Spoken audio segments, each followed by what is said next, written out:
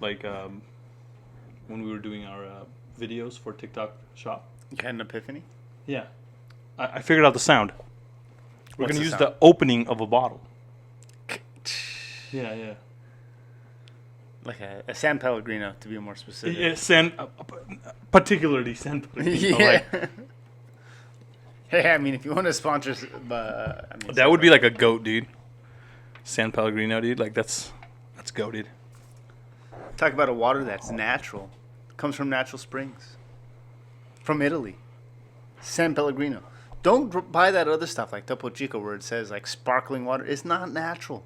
They put those bubbles inside of that water. This one naturally comes up from the ground. Bubbly. Ha. Have you ever seen that? In person? Yeah. No, I have not. Have you ever been to a natural hot springs? A natural hot springs I have been to. A natural hot springs. Where was that? There's ones Palm Desert. Okay. But there's actually Myriad hot springs by here. There are actually a bunch of hot springs. But no. It's incorrect. Don't listen to him. That is not true. Myriad There's no hot springs springs in Marietta. Myriad says it has hot springs. No, it says it probably used to be a hot spring at some point. There's no longer hot springs. There's a hot spring resort. There's a Marietta hot spring. But there's no thermal water coming up. No. That is maybe at some point. I feel like that's false advertising if they sell it like that. Is it called? It's just called Marietta. It's called the Marietta Hot Springs. No, it's not. Yeah. The town is called Marietta. No. Well, the town is called Marietta. There is a place called Marietta Hot Springs. Yeah. It's a resort. Correct. Selling the idea that it's hot springs. I mean, the resort probably has they have made some sort of a. It's not a natural hot spring, is what you're saying. I'm like 99% sure it's not a natural hot springs. Dude, if anybody knows, if anyone's been to that, because I want to go actually, let me know if it's a legit. It's nice. It's super nice. Have you been? No, I've seen. I've thought my about gosh. going. Okay. Yeah. Well, if somebody's Glen gone, leave a Ivy. comment, please. Let me know. Everyone says that it's better than Glen Ivy. Why? Because Lewis it's goes to hot Glen Ivy. springs. Yeah, well, that's Lewis, man. I'm not Lewis. I go to So Marietta I Hot have Springs. been to a hot springs many years ago. Actually, I've been to hot springs up north. I think I told that story a while back. But I've been to hot springs in Nepal, near the border of China and Nepal, in Tibet. Ooh. So it was crazy story. So we went to this hot springs and then we went into China, and then guess what happened? What happened? There was an avalanche. Oh, well, I guess you're in the Himalayas. Yeah, there was an avalanche that blocked out the entrance back to Nepal. So our car was stuck there. We basically, it was only I would say 2 kilometer hike. I don't understand what kilometers is that. It's Like I said, 2 miles. Let's say 2 miles. 1.6 miles. 1.6. So let's just say 2 miles, and then we hiked down 2 miles. I was a child, dude. I was maybe 6 years old, and then eventually I think they got the car back in 2 weeks once they cleared up the avalanche. But avalanche, very common, happens all the time. In the Himalayas. In the Himalayas, yeah. To be specific, not in the middle of nowhere. That's a crazy story and a cool story, actually. To be honest, I mean, I've never been to Nepal. You have not? You've been to Colombia? I've been to Colombia. I've been to Mexico? I've been to Mexico. I've been to other places, yeah. But Nepal would be one of those places to go see Mount Everest and everything like that. Why do people always say that? What? It's stop. No one is there aren't very many people that go and see Mount Everest. It's not a very common. I feel, to be honest, what else do people do? People go visit Kathmandu, or are they there to go see base camp? No. Mount It's Everest? mostly Himalayan traffic. I'll get you that. A lot of the the traffic, tourism is to go see the tours. I mean, there's other tourism. People probably do come to see Kathmandu. But yeah, the bulk of the tourism are mountaineers, hiking. There's a ton of hiking places. There's a ton of those the Himalayas. So maybe not Mount Everest, but the Himalayas. So ranges and stuff like that. That kind of it's stuff. still the tallest mountain range in the world, right? So it's it would be cool to see. It's kind of one of those things where you're kind of No. I don't know. Any update on any of this Shipley Tech? Yeah, weekly update on my businesses. So Shipley Tech is still in motion. So here's the kind of the main thing, right? I'm building Shipley Tech strictly using AI. I'm not using any engineers. I'm hardly doing any coding, maybe just kind of basic stuff. But I'm using an application called Lovable. On top of it, Supabase and Vercel. And with that, I'm able to essentially produce an application, a website and an application. You guys could check it out, shipleytech.com. It didn't work. I went on. It didn't work. Well, I update it almost constantly. So if you go to shipleytech.com right now, it should work. It should work. Let's see. Can you pull it up? Let the people see. Let the people see. Shipley Tech. Shipley Tech. We will show the people. The people ask. Roast him on his website. Give me some feedback. I love feedback. Roast him on the comments. Feedback is always nice. Roast this website on the comments. Oh, all the people on TikTok that can't see the website, it's shipleytech.com. Do the www just to make sure, we make device return made simple for all teams, From startups to enterprises, we make businesses of all sizes securely ship and return devices with real-time tracking and insurance. This is not even the latest one. I have another latest model that I'm about to send out, but it's essentially designed for remote workforces. It's designed to make sure that IT teams, HR teams, operation teams don't have to worry about getting their technology back in a remote workforce. Or if anybody works remotely, you're able to get your stuff back, Doing this yourself individually could be pretty costly, but we have figured out the way to do it in a cost-efficient way to put everything together, which includes your box, which includes the shipping label, the reminders, and your time, really. So what is your time worth? What are the boxes worth? What's the shipping worth? Doing it yourself, it's expensive. Doing it through us, not so expensive. Shipley Tech. Shipleytech.com. So that's still in the works. We are still working on making sure. The nice thing is that we could capture payment now. That test has been successful. So yeah, now that we're good with that, it's pretty much once I can accept payment, it's off to the races. I just got to sell it to people. Yeah, I mean, that's probably the hard part, selling it to people.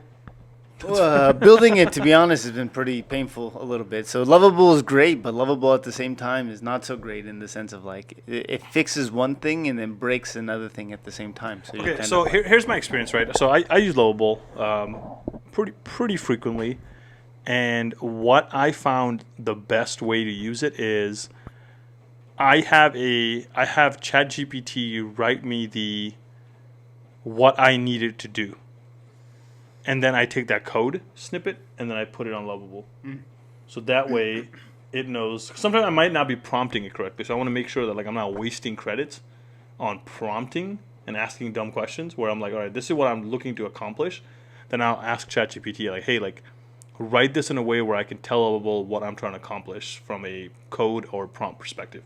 And then it will do that. So that way I'm saving credits. Because the main issue is you just get your tokens are being used too fast. Yeah. So, I mean, even the fixes, it wants to fix all its errors, and that's a token. I've gone through 200. I bought the more tokens. Yeah. So it's pretty cool, dude. Honestly, it's a pretty cool company. It's a great app. I mean, it's a great application. It allows you to really build a website or an application in minutes. You could stack it on top of other applications pretty easily and create something pretty cool. And you have a webhook created to USPS for all the other stuff? Yeah, that's set. Well, it's set up through another third party there. But yeah, essentially it's a webhook sending it to there. Okay. And that's how they print out the labels. The labels and stuff. Yep. Nice. But I mean, with Supabase, all this stuff, it just makes it super easy, super simple. Base. It creates a database in the back end. It's able to create the APIs to be able to connect to it and the webhooks to be able to send that information out. So it's I highly recommend it for anyone who's that has an idea and wants to build something an app or something like that. Now you don't need the barrier of entry, the cost of entry is not what it used to be. Now you could do it with less than $100 and you could have a full app. Yeah, no, dude. Again, I think I'm a big fan of Lovable. Yeah. I think, and again, they're doing different things on there. I think now they just hooked up to Claude, so that's better from a prompting perspective. I think Claude overall has been better than ChatGPT. Explain what Claude is. I don't know. Claude is another. So there's three main.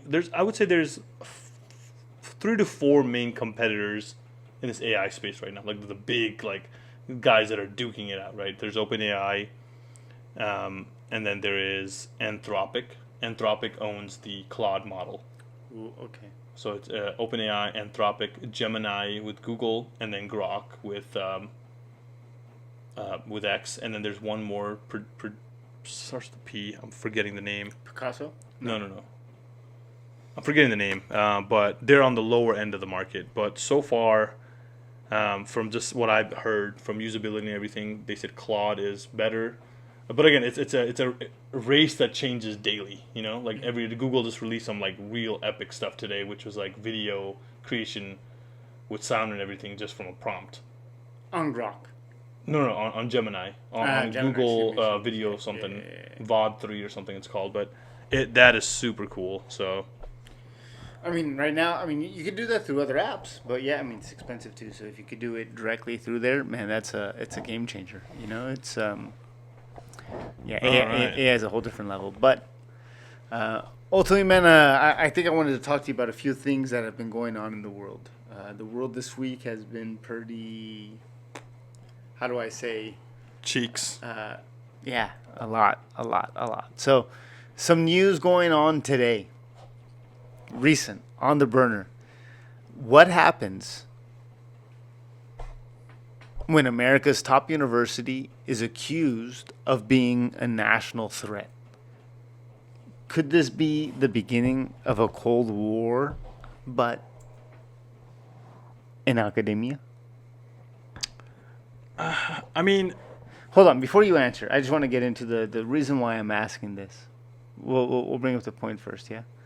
So today, the administration told Harvard that you can no longer accept any foreign students. In fact, any foreign students that are currently enrolled must transfer or they'll lose their status as a student. So essentially, they're saying that you will lose all of government funding, Harvard, if you do not, as long as you do not have any foreign-born students, essentially. Anyone who's here on a student visa would not be able to be here at Harvard. Okay. I am not from Boston. Again, never been to Boston. My son's name is Boston. Just so there's clarity. What was your question? You didn't ask a question. You said you were going to ask a question. There was no question. What happens when America's university is accused of being a national threat? I think that is a little too far, right? I think it is. I think that is not correct, right? This is, I think, the crux of the problem that people are not looking at. And the problem is the United States in general does not make enough engineers, doctors, lawyers, and all these high-level educated degrees, right? These talents, for the most part, have been coming from foreign countries for the last, 15, 20 years, right? If you look at, across tech, right? If you think of who across, what ethnicity across tech is just dominating. It's pretty obvious, right? It's pretty, we're not going to, say, this, that. It's pretty obvious. And if you enact this policy, it will just hurt ourselves in the long term from sourcing great talent. Why? I don't care. If someone's smart, I want them to be in America's side, not on somebody else's side, right? That is the greatest strength that you can have. You need to be able to be, from a appealable standpoint, from a likability standpoint, you want to be the country that's most liked and most attractive to everybody in the world, so they would want to come here. And by putting barriers like this to where you're not giving them, freedom of education, things like that, that takes away from you being able to recruit top-tier talent. Like the ethos of it all. Right. So, yes, over the long run, this is bad. I think this is all, political stuff. I think things have gone too far. Wokeism, too far. The argument, I think, has been with Harvard specifically is that they found people or they have, that who are here on student visas going to Harvard who have been working for foreign countries as well. So, if, for example, China, they send people to study at Harvard, but they're also like an agent for China. So they're also kind of potentially spying. So they say. Then send people that you want to teach to China. Send them to Chinese universities. I don't know, I I guess don't so. know. Yeah, What are you you gonna kind do? of go. You go tit for tat. I mean, that is the argument. I think that they're basing it off of like why they should get that removed from Harvard. But I agree with you. It's like, yeah, I mean, if you limit yourself from top talent, then you eventually will no longer be the most talented. Right? And wouldn't you want like an adversarial perspective as well? Like, wouldn't you want to be? It doesn't matter. I feel like if you are trying to be the best in the world, you are gonna want to compete with the best in the world. By saying like, oh, I don't want to have these, foreign agents, like that takes away from like aspect of not competing. Agents in the sense of like espionage, like spying, like they are spying on the United States, acting as But how students many of through- like every single one? Like again, like are there gonna be? I'm sure. I'm also sure that like we probably send like some level of spies there as well. It's So that's it's not like, the question. okay. We don't talk about that. Yeah. It's not whether we do it. It's whether someone's doing it to us. Yeah. So for sure. So I think it's definitely. I think it's all political, right? I think what is happening is we're going. We were one direction and we're going pivoting to far extreme in the other direction, right? But I mean, the real scary thing is like, you put a limitation. It starts with Harvard, I guess, and then where else does it go to at that point? I mean, if Harvard caves, then all the other schools will probably start to cave just because. Correct. That's kind of like Well, what a threat! It's like you're going to get rid of half your funding if you accept a foreign student. Like, I mean, that's kind of absurd. It's I feel like that's also like illegal. I don't know. Well, I mean, I imagine Harvard is fighting back. And then again, what better legal team than the Harvard legal? Yeah, I feel like that would come against some level of like constitutional like stuff. I don't know if it's constitutional, but there has to be some. I don't know. Yeah, I'm Yeah. sure there's. If someone's going to figure it out, it's the law students at Harvard University.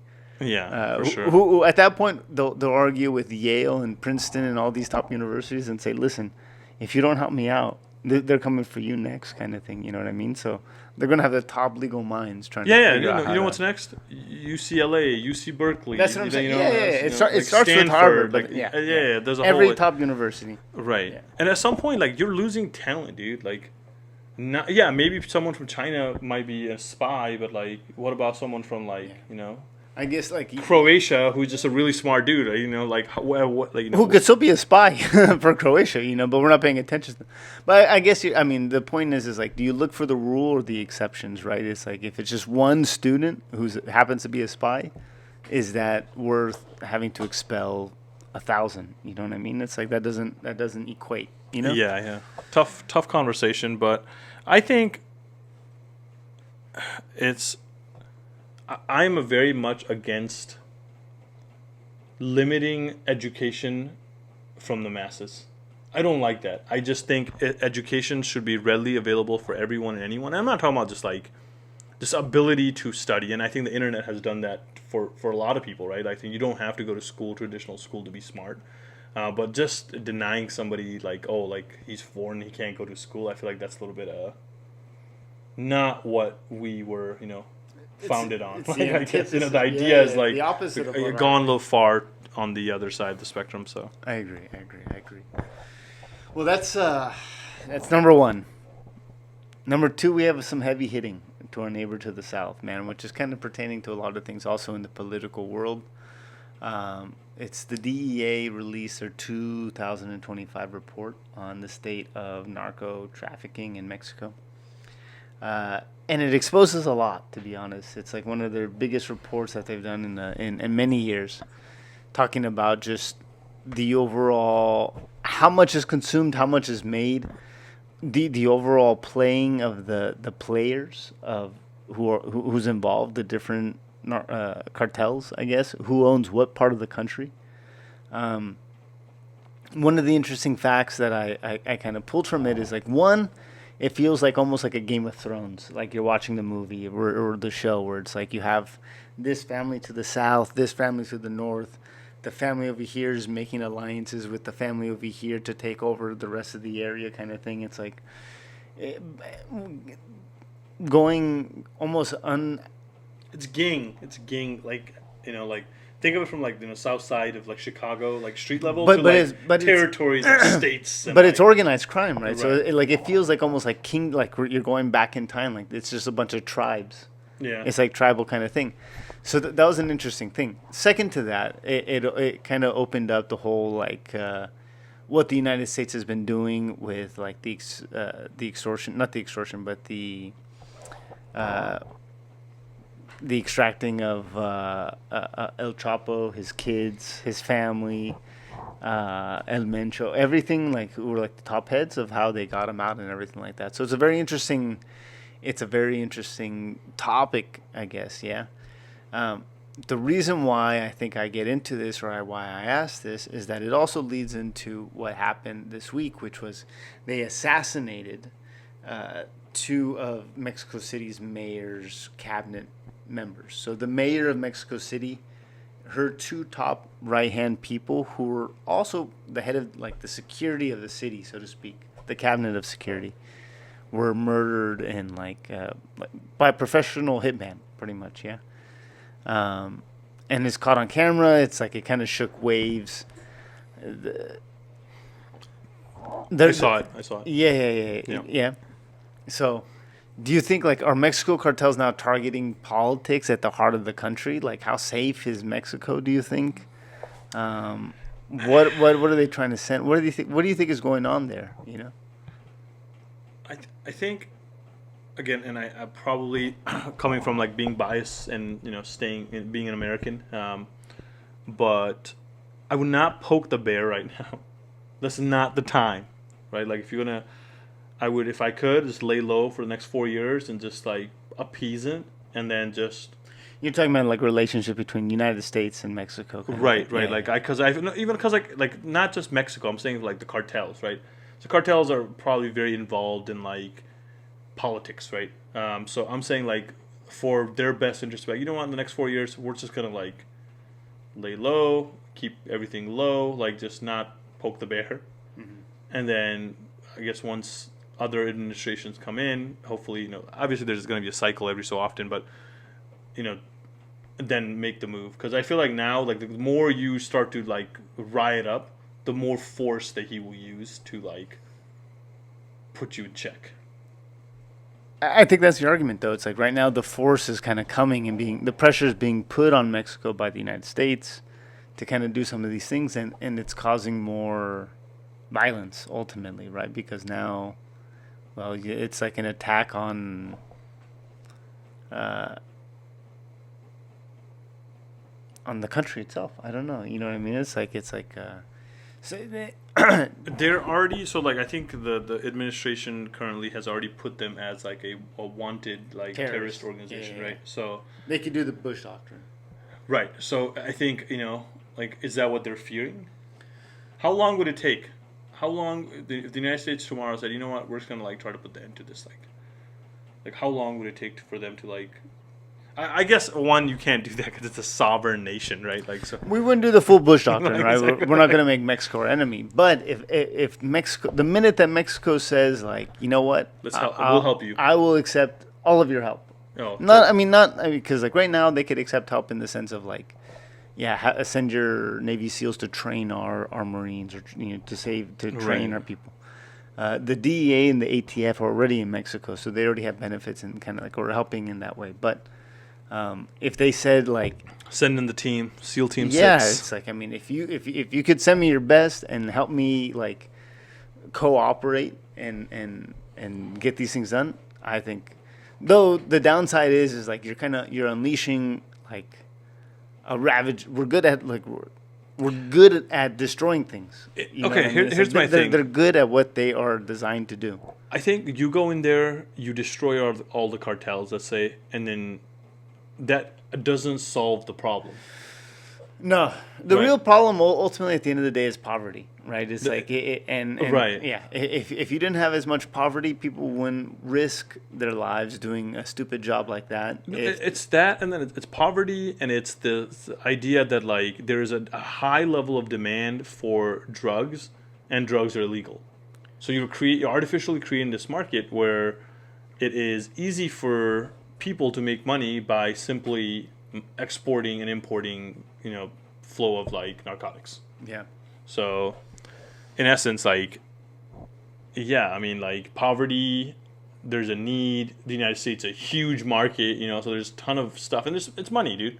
People make a ton of money, so there's always going to be a need. And then like the whole like the CIA and the Contras, and then like South Central LA and like all that stuff that went down during the Reagan administration. So what part did we play, and do we really want to stop it completely? Like there's industries. That's the thing. It's like that's the real. Like, at the end of the day, like, both governments want to stop it. I imagine, like, the president, obviously, of the United States and the president of Mexico says, yeah, I want to stop this.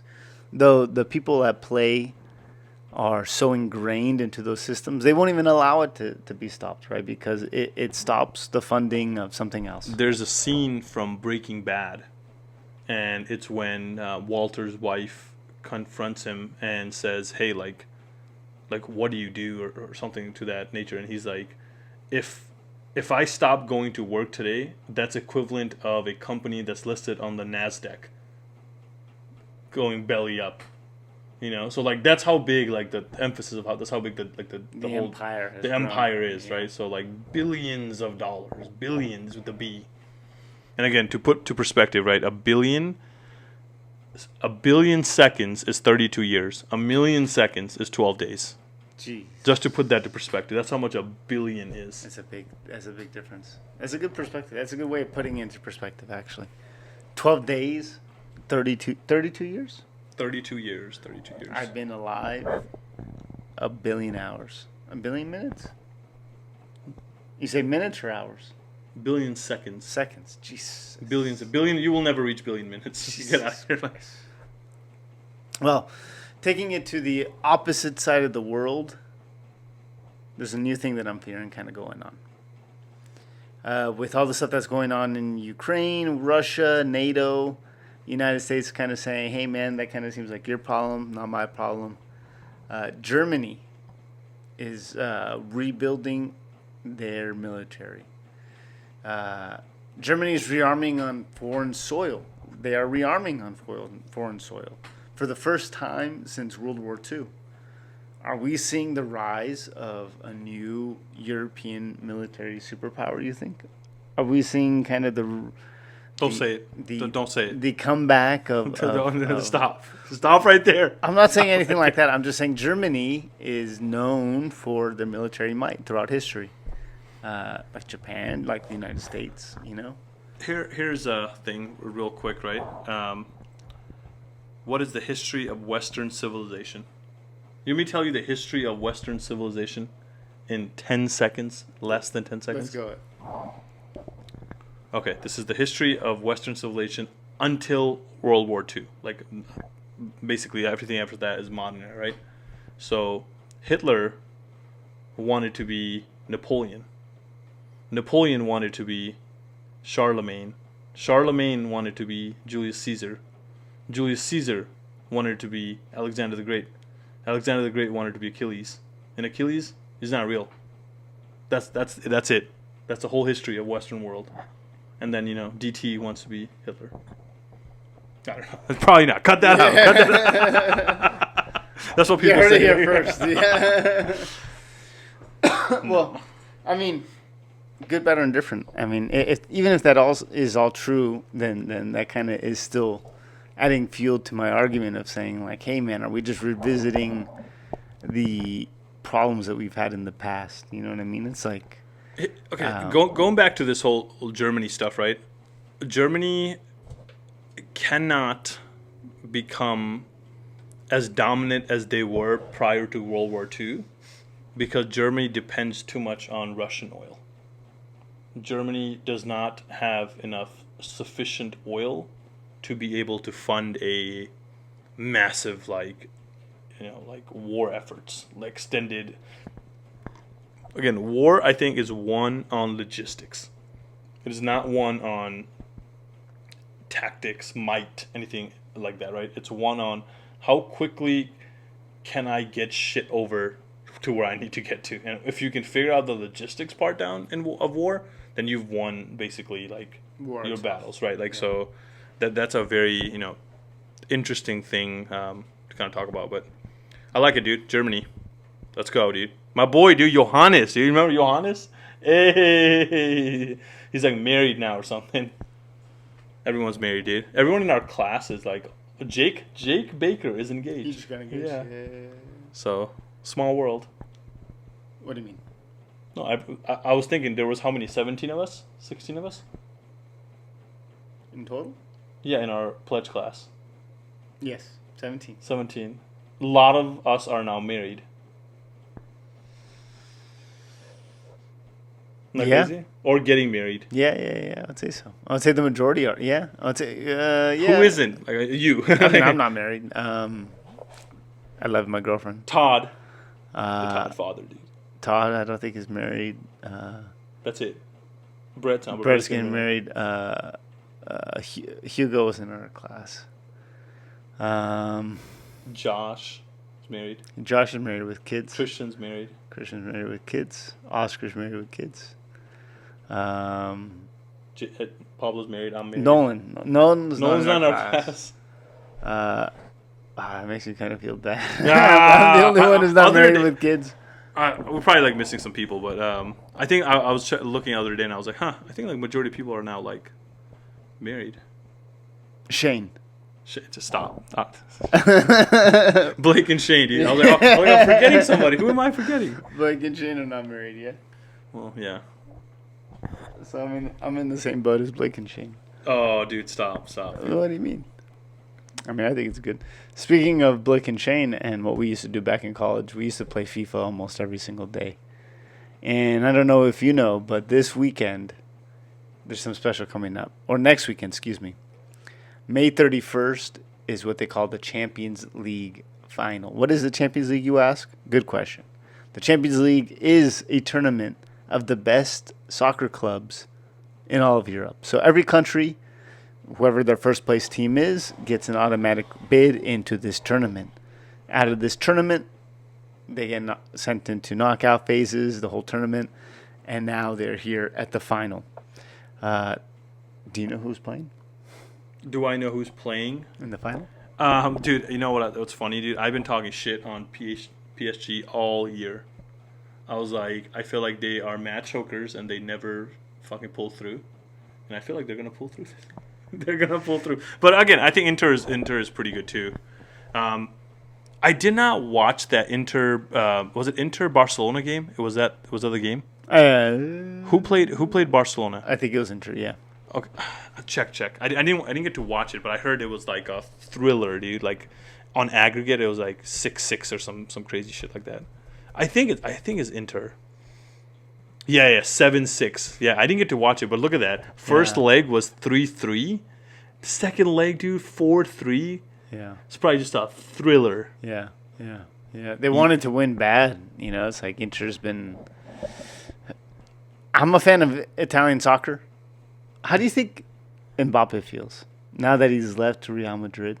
Now PSG has an opportunity. I mean, he had an opportunity to win. He couldn't win. But now he failed. I mean, but he will win, dude. Real Madrid are stacked. Like if they're not this year, they're knocked out. Yeah, this year he's there for like a couple more years. He'll get his. He'll get his. I'm not like tripping out.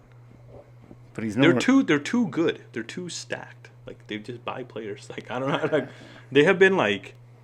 Of all the clubs in the world, I think Real Madrid have just been the most merchant club of any club in the world, right? If they see a player, they like him, they buy him, dude. That's just been the Galactico the way. Like, and I think I saw like there was a brief dominance from Barcelona during like the peak of Messi for like 3 years, I would say, and then fucking Madrid like just took it back straight. Like, and it's like certain teams play really well in Europe, and then they don't play as well in like the home league and stuff, right? I think Real plays really, really well in Europe.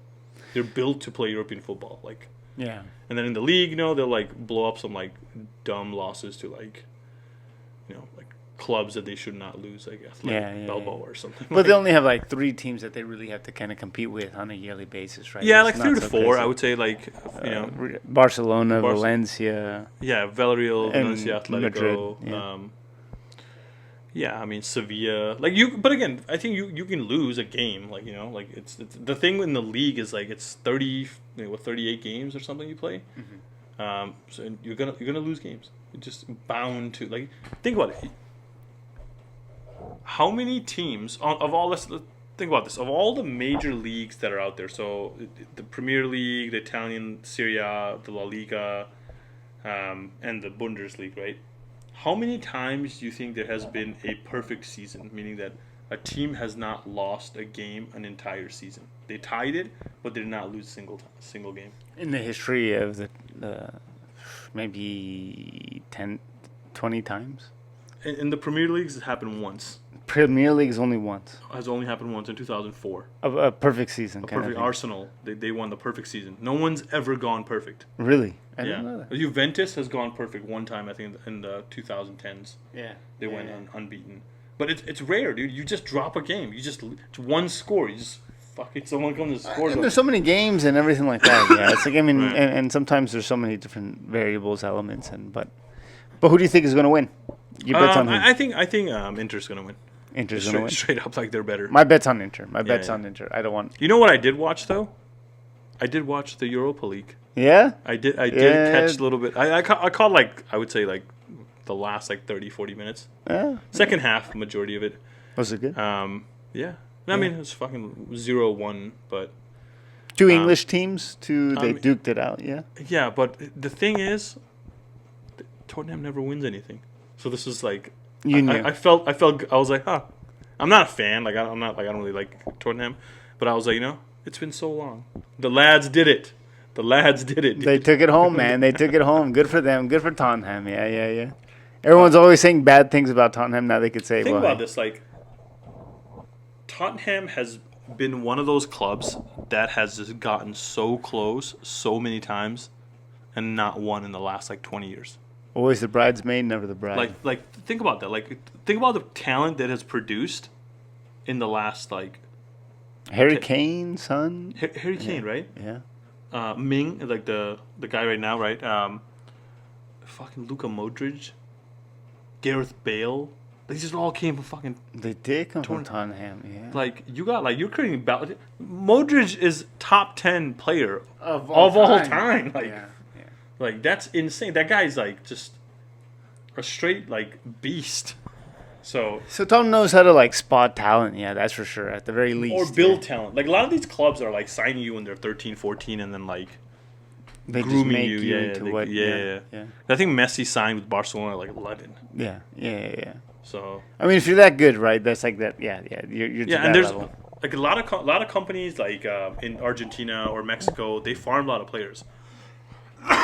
So you buy a company. I mean, you buy a club, and for a really low. So let's say in Mexico, you're buying not the tier 1, tier 2. Let's say you buy a tier 3 club, and you basically are looking for talent in Mexico, and then you find someone, and then the bigger clubs sign you. And let's say the bigger club signs that player, and you make a couple mil.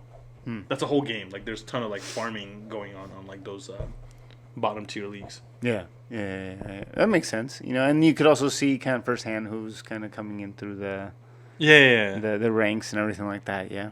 And then they indoctrinate them with their philosophy, Barcelona with the tiki talk, and then the different philosophy. The tiki taki. Yeah. Dang. Yeah. Well, I mean, we'll see the game. Are you gonna go watch it anywhere? What day is it? The 30th, I think. It's a Saturday usually. Okay, I'm down. Let's go watch it somewhere. We'll invite Beto. I'm down. All right, yeah, I'm down to go. Let's go to the casino. It's been a while since we've gone to the casino. Someone won $1 million on a random ass Wednesday at the fucking casino, dude. Yeah. Literally after a week, you told me, "Hey, we should go." I'll be down, dude. I'm down to go to the casino. I like the casino. Yeah. All right, the last question I have for you, brother, is something a little bit more heavy. I'm not sure if you've seen it, but there's a documentary by Louis Theroux, a documentary that just came out about it's called The Settlers. And I guess I'll start with my question. Can you truly understand one of the world's oldest conflicts without stepping into the homes of those living on the front lines? No. Now, the context here. Louis Theroux is a documentarian, kind of comedian, interviewer, reporter, British guy, right? So he made a documentary for the BBC. Take that into account. It's the BBC.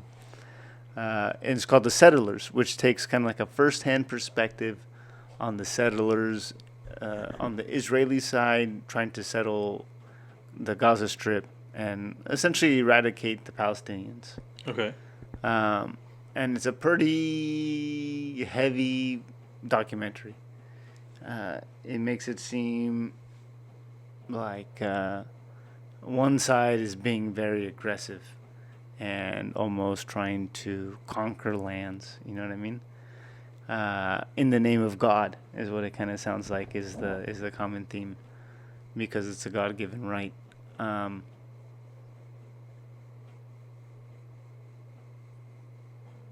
So what do you think about all that, man? What do you think about what's going on in Israel? And let's put you on the spot. I mean, what do I think? The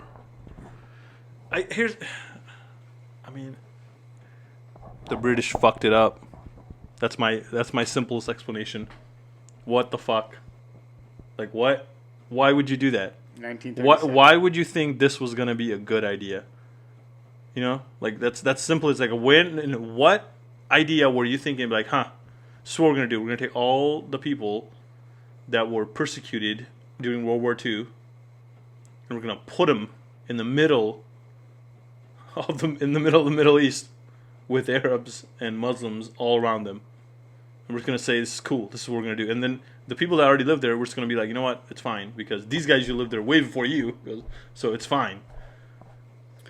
That's kind of like, it's like, let's just like step back. Like, let's do things that's fair. I feel like what they should have done is like, South Germany or some shit. Like they should have just been like, all right, guys, like, this is what we know. This is what we think is fair because of what happened. And, well, I mean, we can't just put you in Israel because somebody already lives there. Israel technically started before we knew about the Holocaust and everything like that. Right? Again, that's fine. All of that stuff is fine.